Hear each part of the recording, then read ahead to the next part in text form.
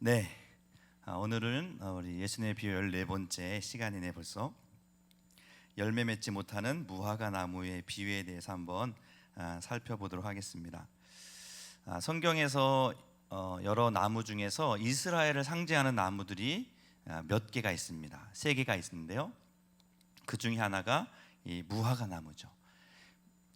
그림에서 보듯이 포도나무, 감람나무, 또 이 무화과 나무 3개는 이스라엘을 상징하는 그러한 나무들입니다.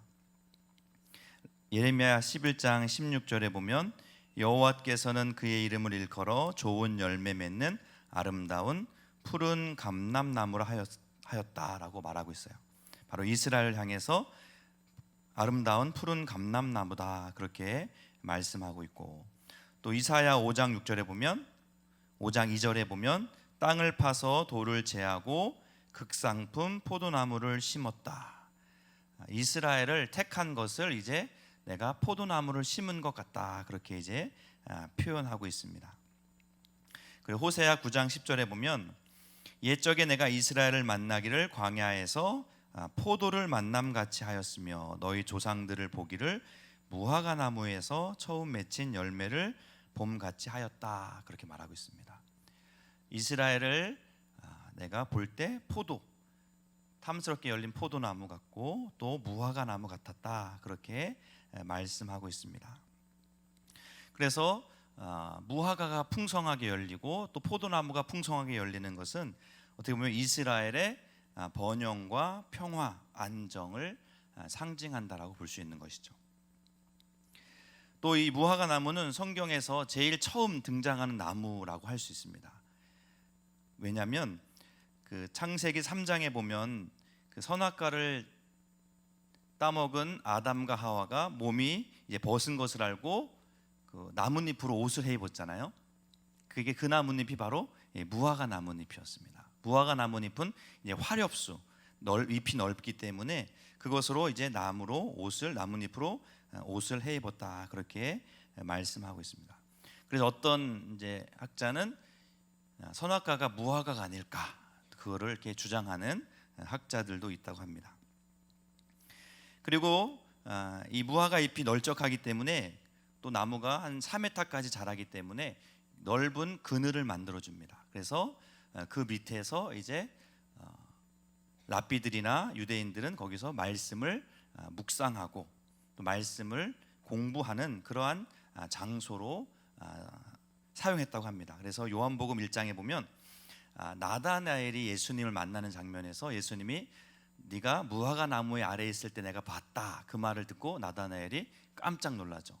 내가 무화과 나무에 있는 것을 어떻게 예수님이 알지? 이분이 범상치 않은 분이구나. 그분이 바로 메시아임을 직감하게 되는 그러한 말씀이 나옵니다. 무화과는 1년에 2번 열매를 맺는다고 합니다. 봄에 3월에 맺는 나무가 열매가 있는데 그것은 딱딱하고 작아서 먹지 못하는 열매입니다. 히브리어는 파게라는 말을 쓰고요. 그 다음에 이제 여름이 돼서 열리는 두 번째 그 무화과는 아주 달고 맛있는, 먹을 수 있는 그러한 무화과입니다. 그래서 그것은 테에나라는 말을 씁니다. 이 파게와 테에나는 다른 거죠.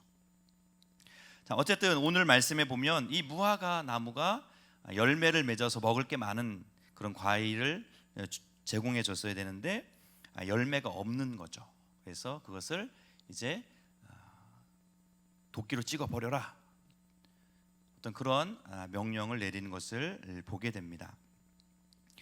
이것은 단순히 그 나무를 어떻게 보면 하는 나무에게 하는 이야기지만 의미적으로는 이제 어떻게 보면 이스라엘로 상징되는 무화과를 저주하고 또 그것에 열매 맺기를 바라는 어떤 주님의 마음, 하나님의 마음을 전하고 있는 그러한 말씀이라고 볼 수가 있습니다. 오늘 읽은 말씀은 참 짧은 4절의 말씀입니다. 그래서 그런데 이 말씀을 두 구조로 나눌 수 있는데요, 전반부 6절과 7절 전반부로, 또 8절과 9절을 이제 후반부로 생각해 볼 수 있습니다. 자, 전반부에는 주인이 포도원 지기에게 하는 말이고요, 후반부 8절 9절에서는 이제 포도원지기가 주인에게 들은 말을 듣고 포도원지기가 이제 주인에게 말을 하는 내용이 나옵니다. 먼저 주인이 전반부의 포도원지기에게 이렇게 말씀하죠. 열매 없는 무화과를 보면서 이렇게 말합니다. 우리 7절 말씀 같이 한번 봉독하겠습니다. 포도원지기에게 이르되 내가 3년을 와서 이 무화과 나무에서 열매를 구하되 얻지 못하니 찍어버리라. 어찌 땅만 버리게 하겠느냐. 자, 주인이 이제 밭에 와서 보니까 무화과 나무가 열매가 없는 거죠. 몇 년 동안 봤는데요, 3년 동안이나 봤는데 열매가 맺히지 않는 겁니다. 그러니까 뭐라고 명령하죠? 포도원지기에게 찍어버리라. 무서운 말입니다. 그렇죠? 찍어버리라. 뭘로 찍을까요? 찍을 때 도끼겠죠. 도끼로 찍어서 가차없이 버리라. 어찌하여 땅만 버리느냐라고 말씀합니다. 여러분들이 지금 우리 성도님 중에서 농사 짓는 분들이 많이 있는데, 만약에 3년 동안 정말 수확이 없다 그러면 여러분 얼마나 힘들겠어요, 그죠? 그 농작물은 진짜 안 되겠다, 갈아엎고 내가 다른 거를 심어야 되겠다라는 생각을 할 수밖에 없는 거죠. 당연히 주인은 그 무화과 나무를 통해서 열매를 맺기 싶어서 심은 거잖아요. 어떤 보기 좋으라고, 뭐 관상용으로 어떤 무슨 그런 보기 좋으라고 심은 나무가 아니라 열매를 맺기 위해서 과실용으로 심은 나무인데 열매가 없으니 그것을 찍어버리라 하는 거 어떻게 보면 당연한 겁니다. 3년이라는 시간인 것은 어떤 충분한 시간을 줬는데도 열매가 없다는 거죠. 자, 이 말을 들은 포도원지기가 네 알겠습니다 하고 찍어버린 것이 아니라 8절과 9절에 이렇게 이야기합니다. 우리 같이 한번 읽어보겠습니다. 대답하여 이르되 주인이여 금년에도 그대로 두소서. 내가 두릅하고 거름을 줄이니 이후에 만일 열매가 열면 좋거니와 그렇지 않으면 찍어버리소서 하시니라. 아멘. 자, 이 포도원지기가 어떻게 보면 주인의 말을 명령에 따라야 되는 게 어떻게 보면 종이고 하인의 입장인데 주인에게 간곡하게 부탁을 하는 거죠. 뭐라고요? 주인님, 한 해, 올해 금년에만 좀 내버려 달라고. 그러니까 1년만 더 시간을 달라는 거죠. 금년까지만 좀 참아 달라고. 왜요? 제가 두릅하고 거름을 주겠습니다. 그래서 이렇게도 했는데도 열매가 없으면 그때는 이제 주인님 말대로 찍어버리겠습니다. 그렇게 이제 부탁을 하는 그러한 모습이 나옵니다. 그래서 어떤 학자는 금년에도 그대로 두소서, 한 1년만 더 달라, 어떤 그런 의미에서 이 비유를 또 다른 한 해의 비유라는 그러한 이름으로 부르기도 합니다. 자, 이 거름을 준다는 표현은 참 특별한 표현입니다. 왜냐하면 성경에 거름이라는 얘기는 여러 번 나오는데 이 거름을 준다는 표현은 한 번 나오거든요. 여러분들, 이때 거름은 어떤 거름일까요? 요새는 뭐 비료가 잘 나와서 복합 비료 뭐를 준다든지, 뭐 질소를 준다, 뭐 인산을 준다, 칼슘을 준다. 어쨌든 뭐 요새는 이제 비료가 잘 나오지만 이때는 그런 비료가 없을 거잖아요, 그죠? 무슨 비료 주겠어요? 이때는 무슨 거름을 주겠어요? 네? 어서 뭔가 좀 원초적인 단어가 나왔는데 그쵸? 배설물, 인분, 뭐 예전에 다 인분이었죠. 인분. 사람의 분이거나 아니면 동물, 뭐 소나 뭐 닭이나 뭐. 그러니까 사실은 이제 냄새나고 더럽고 불편하고 힘든 일인 거죠. 귀찮은 거예요, 그 사실은.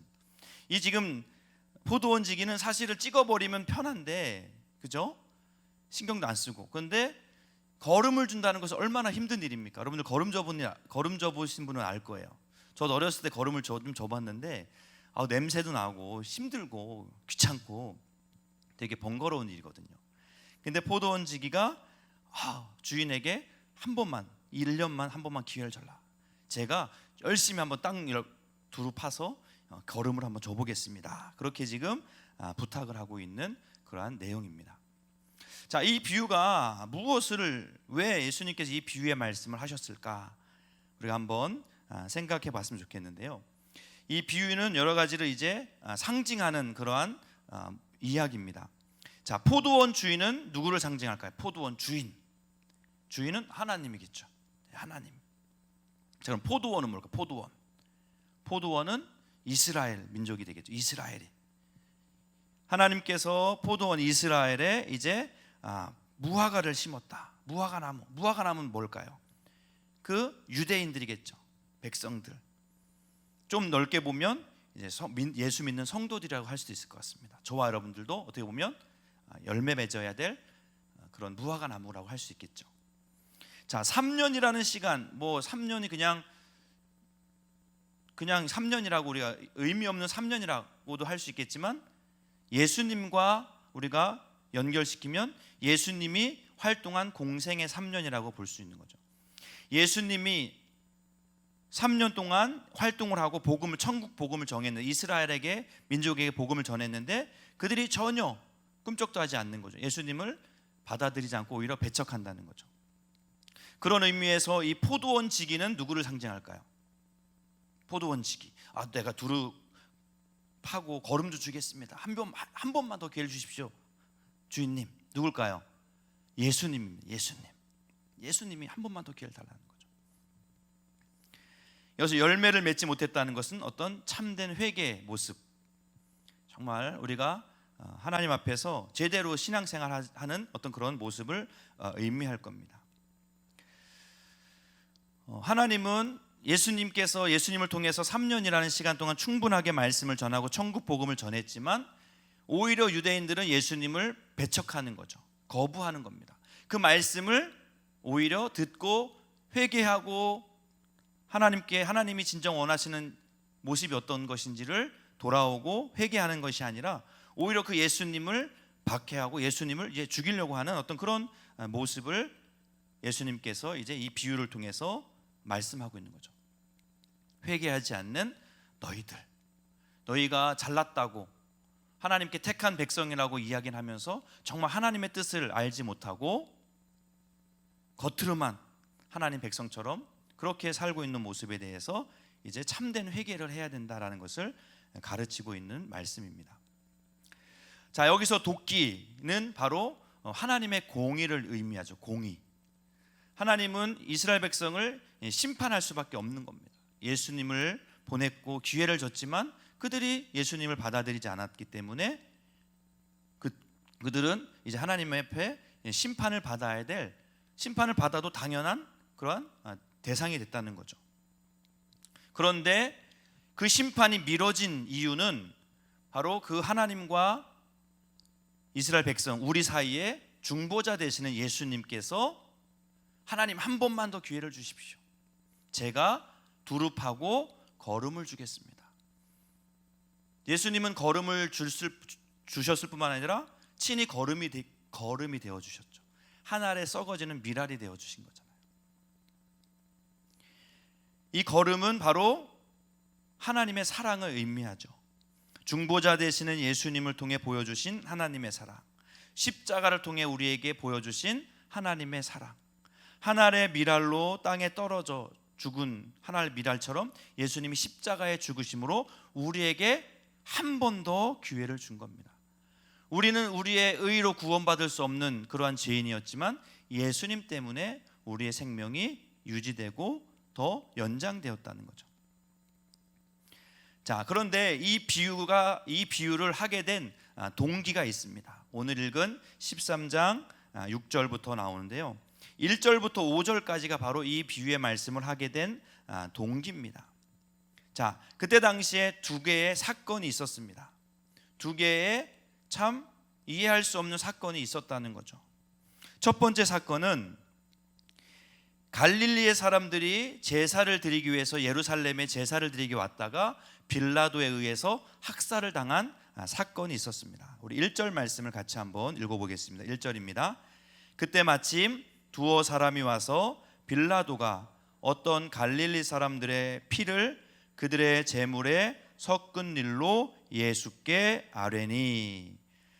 자, 이거 무슨 말씀이냐면 어떤 갈릴리 사람들이 제사를 지내려고 멀리서부터 이제 예루살렘에 왔는데, 그것에 대해서 이제 이 빌라도 총독이 그들을 몰살시킨, 죽인 겁니다.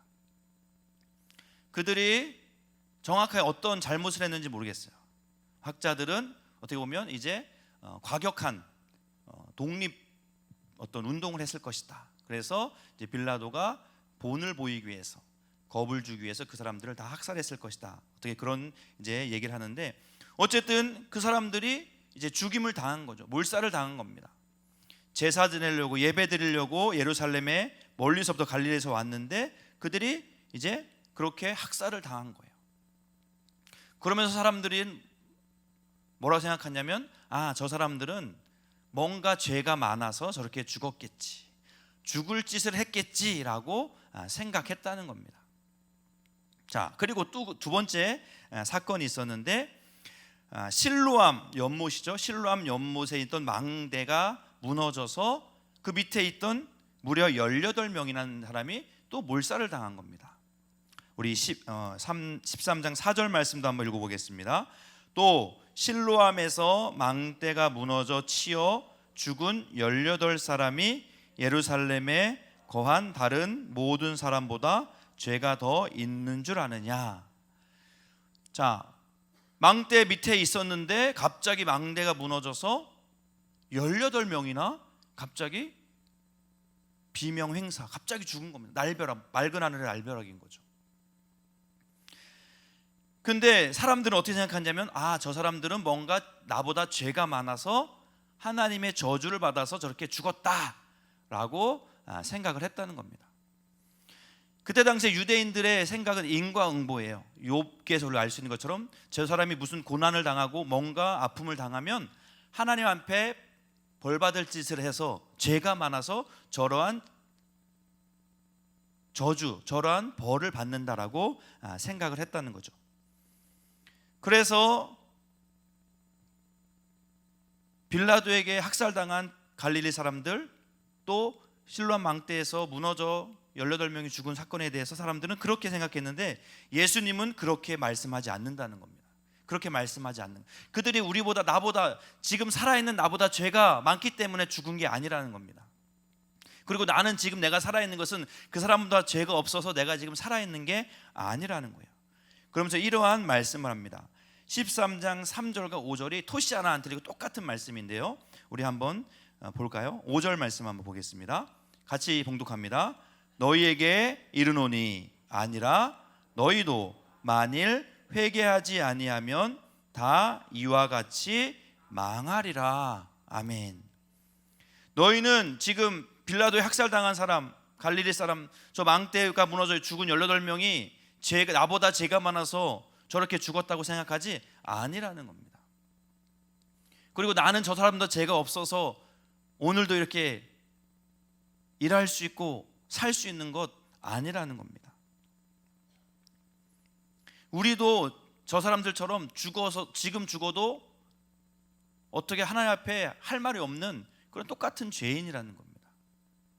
그렇기 때문에 우리가 만약에 회개하지 않고 하나님 앞에 돌아오지 않으면 우리도 언제 저 사람들처럼 죽어도 할 말이 없는 그런 똑같은 죄인이라는 겁니다. 이번에 갑자기 집중호우가 내려서 정말 강남이 물에 잠기고 엄청난 지금 피해가 있었잖아요.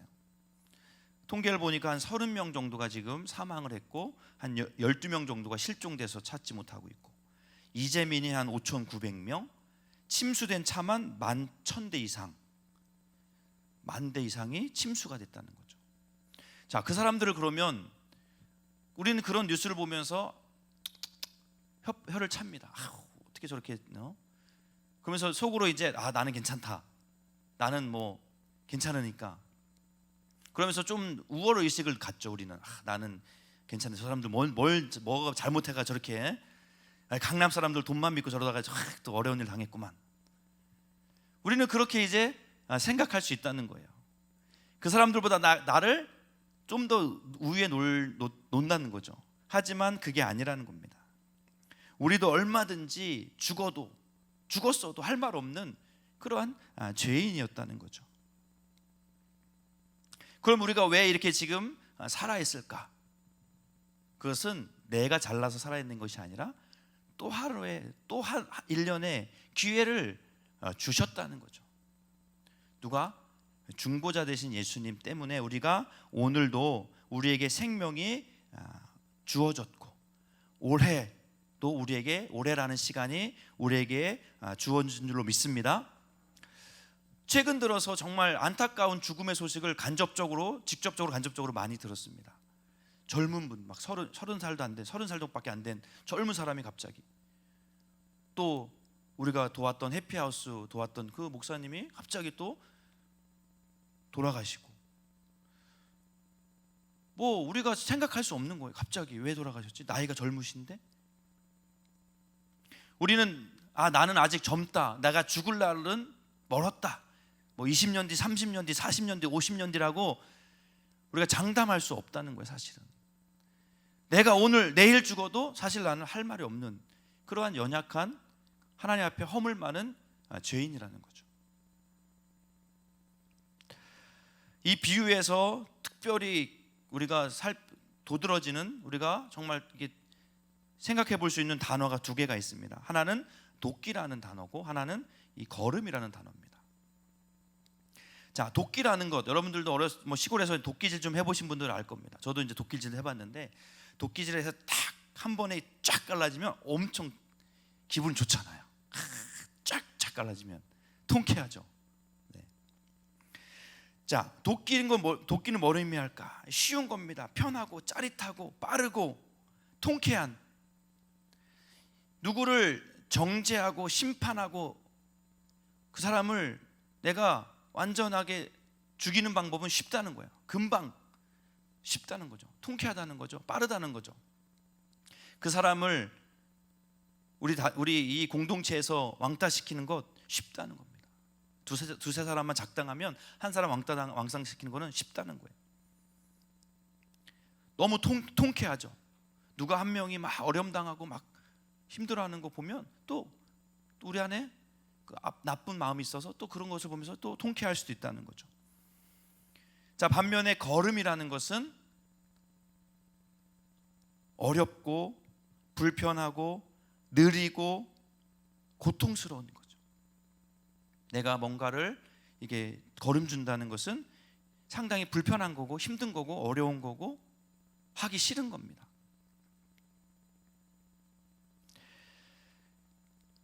우리도 하나님 앞에 얼마든지 도끼의 날로 찍혀서 죽을 수밖에 없는 그러한 허물 많고 죄 많은 인생인데, 우리가 어떻게 이렇게 오늘도 하나님을 예배할 수 있는, 하나님을 찬양할 수 있는 하루라는 시간을 살 수 있을까?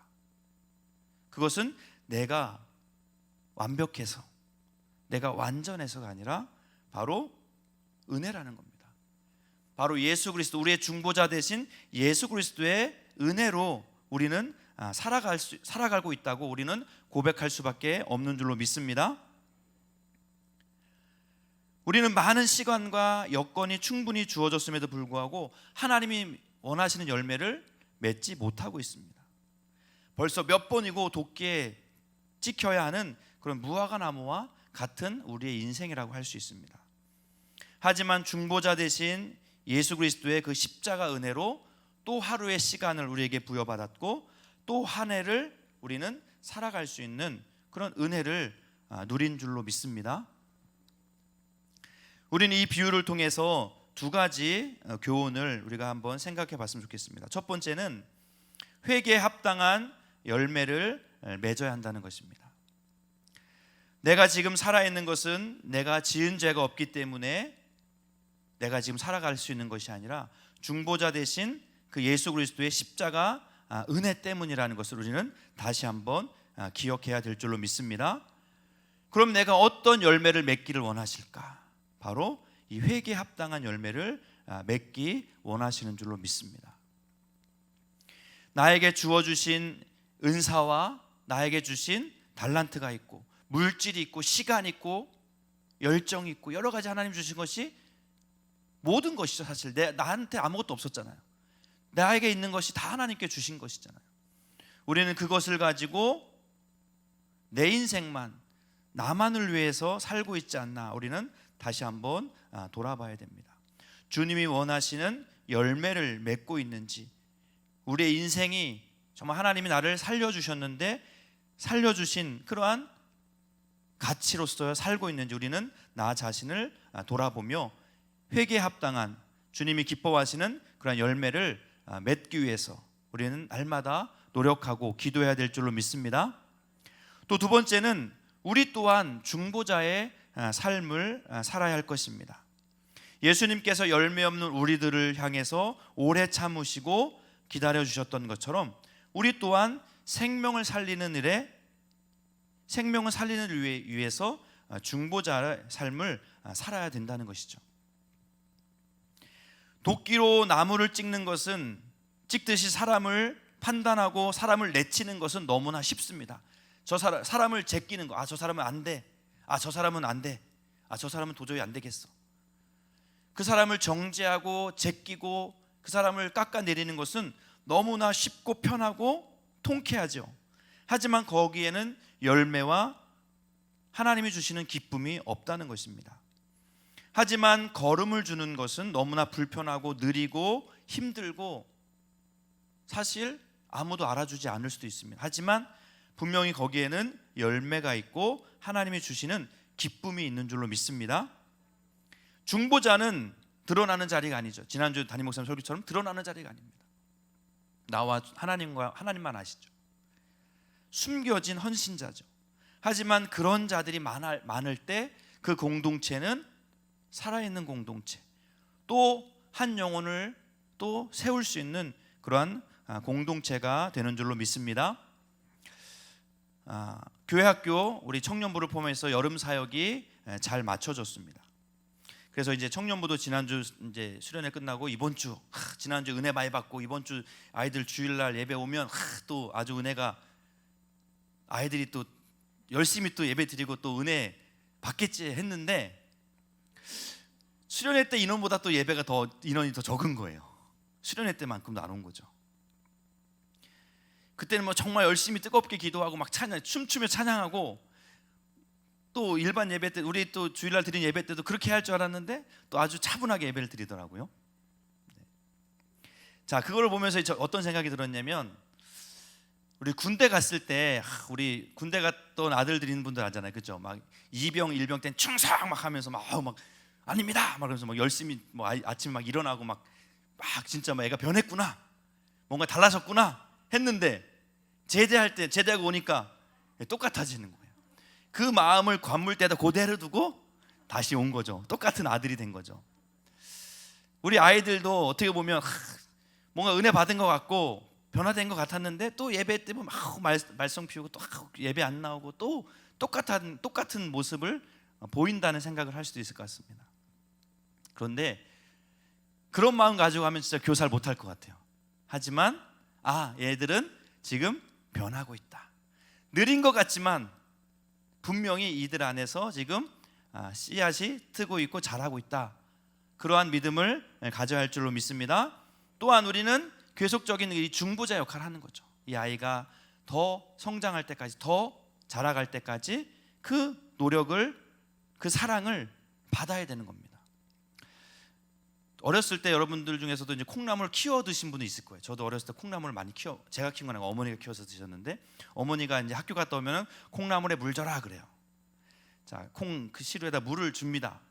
근데 아시잖아요, 그죠? 물을 주면 물이 쫙 빠지잖아요, 그죠? 물을 머금고 있어야 되는데 물이 쫙 빠지면 이거 주나 마나 무슨 소용이 있나라는 생각을 할 수 있지만, 어느새 보면 이게 쫙쫙쫙 자라는 걸 보게 돼요. 내가 줬을 때 물이 빠지는 것 같았고 아이들이 은혜를 안 받는 것 같고 그냥 말썽만 피우는 것 같고 그러는데, 언제 또 뒤돌아보니까 애들이 한 단계 한 단계 자라고 있다는 거죠. 중요한 것은 믿음을 가지고 중보자 역할을 할 수 있는 그런 인내와 걸음주는 노력을 하느냐가 중요하다고 생각합니다. 바라기는 우리 교회가, 우리 교회 학교가, 새 가족도 마찬가지인 것 같아요. 새 가족이 한 번 나왔다고 잘 정착하면 너무나 좋겠죠. 우리 바나바 할만하겠죠. 하지만 그렇지 않다는 거죠. 계속적인 관심과 사랑이 필요합니다. 그러한 헌신자들, 걸음 주는 노력이 필요할 때, 그런 노력을 할 때 언제 몰랐지만 이렇게 열매 맺는 그러한 무화과 나무처럼, 포도나무처럼 그렇게 자라게 될 줄로 믿습니다. 바라기는 우리 교회가 도끼로 사람을 정죄하고 찢고 상처 주고 제껴버리고 저 사람은 안 돼, 우리 아니야, 그런 교회가 아니라 어떻게든 걸음 주려고, 정말 그 영혼을 살리려고 눈에 보이지 않지만 기도로, 눈물로, 헌신으로 한 영혼을 세워줌으로 정말 우리 교회가 그렇게 함께 성장하고 함께 열매 맺어갈 수 있는 그러한 공동체가 될 수 있기를 주님의 이름으로 간절히 축원드립니다. 기도하겠습니다. 참 좋으신 하나님 아버지, 감사합니다. 하나님, 우리는 주님 앞에서 너무나 연약한 죄인이요, 하루에도 몇 번씩 똑같은 하나님 앞에 범죄하는 그러한 연약한 인생입니다. 하지만 우리가 오늘도 이렇게 주님 앞에 나올 수 있었던 것, 주님 앞에 예배할 수 있었던 것은 우리의 의가 아닌 날 위해 십자가 죽으신 예수님의 그 공로 때문에, 그 십자가 의 때문에 우리가 오늘도 살아갈 수 있었고 오늘도 주님 앞에 나올 수 있었음을 이 시간 고백합니다. 하나님, 도끼로 판단하고 찢고 정죄하는 것은 너무나 통쾌하고 쉬운 일입니다. 하지만 거기에는 열매가 없고 하나님 주시는 기쁨이 없습니다. 하지만 걸음을 주는 것은 너무나 힘들고 피곤하고 냄새나고 오래 걸리는 그런 손이 많이 가는 일입니다. 하지만 그것은 하나님이 기뻐하시고 열매가 맺히는, 하나님이 원하시는 일인 줄로 믿습니다. 우리 반월중앙교회가 정말 한 영혼을 살리기 위해서 많은 걸음을 주고 많이 함께 기도하고 중보하고 사랑의 걸음을 주고 기도의 걸음을 주고 관심을 보임으로 말미암아 우리 교회가 한 영혼을 세워가고 우리 다음 세대를 세워가는 주님이 기뻐하시는, 주님이 찾으시는 그 교회, 그러한 공동체가 될 수 있도록 인도하여 주시옵소서. 모든 것 감사드립니다. 예수님의 이름으로 기도하옵나이다. 아멘.